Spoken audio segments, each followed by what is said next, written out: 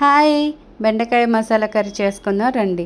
ఈరోజు మా ఇంటికి గెస్ట్లు వచ్చారండి. సింపుల్గా టేస్టీగా ఉండాలండి, వాళ్ళకి డిఫరెంట్గా కనిపించాలని బెండకాయలే ఉన్నాయి నా దగ్గర. అందుకోసమని ఇంకా బెండకాయ మసాలా కర్రీ చేద్దామని చేశానండి. బెండకాయలు బాగా వాష్ చేసి పక్కన పెట్టుకోవాలండి.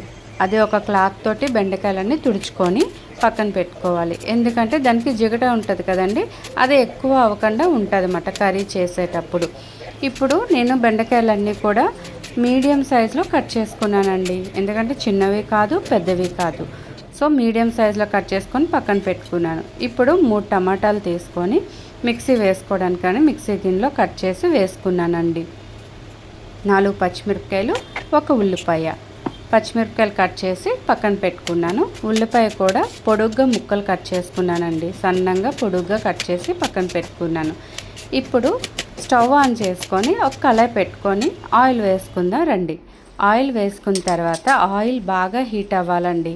హీట్ అయిన తర్వాత ఈ బెండకాయ ముక్కలు ఉన్నాయి కదా, ఇవి మొత్తం అందులో వేసుకోవాలి. సగం సగంగా వేపుకోవాలి.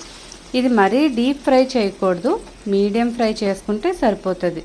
కొద్దిగా వేపుకుంటే చాలండి, మరీ డీప్ ఫ్రై అవ్వకూడదు. ఎందుకంటే మసాలా కదా, దానికోసం అనేసని.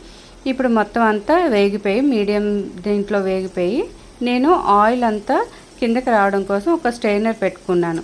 ఇప్పుడు మనం వేపిన బెండకాయ ముక్కలు ఉన్నాయి కదా, ఇవన్నీ తీసి అందులో వేస్తే ఆ ఆయిల్ అంతా కిందకి దిగిపోతుంది. ఒకవేళ ఉంటే కనుక దిగిపోయిన తర్వాత అలాగే అన్నీ కూడా చేసుకోవాలండి. మొత్తం మీరు ఎన్ని తీసుకున్నారో కట్ చేసుకొని ఉంచుకున్నారో అవన్నీ కూడా ఇలాగ మీడియం దీంట్లోనే ఫ్రై చేసుకోవాలి. ఇప్పుడు ఇంకో కళాయి పెట్టుకొని అందులో ఆయిల్ వేసుకోవాలి. ఆయిల్ వేసుకొని ఆయిల్ హీట్ అయిన తర్వాత ఆవాలు, జీలకర్ర, బద్దిమినపప్పు వేసుకొని బాగా ఫ్రై చేసుకోవాలి. ఇందులో పచ్చిమిరపకాయలు కట్ చేసి ఉంచుకున్నాం కదండి, అవి ఉల్లిపాయ వేసుకొని బాగా వేపుకోవాలండి. బాగా వేగిన తర్వాత అందులోని అల్లం వెల్లుల్లి పేస్ట్ కూడా వేసుకోవాలి. అల్లం వెల్లుల్లి పేస్ట్ వేసేటప్పుడు కొద్దిగా సిమ్లో పెట్టుకోండి, ఎందుకంటే అది మాడిపోతుంది అన్నమాట, అంటిపోయి. ఇప్పుడు మనం టమాటాలు మిక్సీ వేసుకున్నాం కదా, అది కూడా అందులో వేసుకోవాలి. వేసుకొని బాగా కలుపుకోవాలి. కలుపుకున్న తర్వాత ఈ బెండకాయ ముక్కలన్నీ ఫ్రై అయిన ఉన్నాయి కదా, అవన్నీ అందులో వేసుకోవాలి. వేసుకొని ఒక 5 మినిట్స్ కలిపిన తర్వాత మూత పెట్టేసి పక్కన పెట్టుకోవాలండి.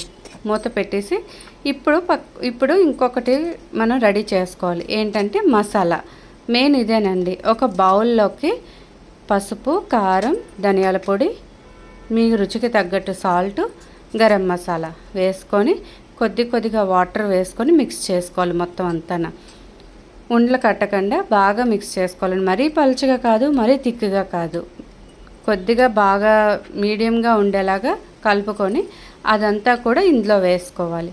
వేసుకొని ఆ గిన్నెలో కొద్దిగా ఇంకా మసాలా ఉంటుంది కదా, కొద్దిగా వాటర్ వేసి మళ్ళీ వేసుకోవాలండి. వేసుకొని బాగా కలుపుకోవాలి.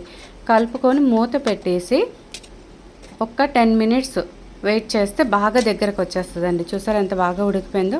దించేసుకునే ముందు కొత్తిమీర వేసుకొని బాగా కలుపుకొని దించేసుకోవడమే. చూసారా అండి, చపాతీలోకి కానీ లేదంటే రైస్లోకి కానీ చాలా బాగుంటుందండి మసాలా కర్రీ.